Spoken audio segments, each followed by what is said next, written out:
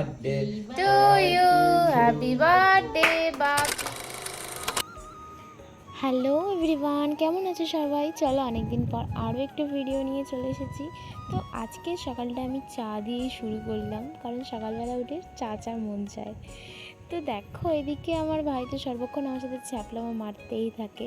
তো যাই হোক, এদিকে বাবা এনেছিল দুটো কিউট মাজা, তো সেটাই দেখাচ্ছিলাম। আর এদিকে তো বিছানার অবস্থা খুবই খারাপ, তো বিছানাটাকে আমি খুব সুন্দর করে গুছিয়ে নিয়েছি। আর ওদিকে আমার অনেক কাজ পড়েছিল, আর বাবা এখানে বাজার থেকে গলদা চিংড়ি এনেছিল, তো সেটাই কাটছিলাম। এই দেখো নারিকেল, তো আজ বানাবো চিংড়ি মাছের মালাইকারি। আর এদিকে মাটনটা আমি ভালো করে ম্যারিনেট করে নিচ্ছিলাম। মাটন চিংড়ি মাছের মালাইকারি আজ অনেক কিছুই রেসিপি হবে।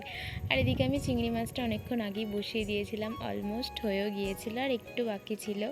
আর এদিকে আমি মাটনটাও ভালো করে কষে নিয়েছি। তো এবারে দমে বসাবো মাটনটা, কারণ কি আমি আগে প্রেশারে সেদ্ধ করিনি।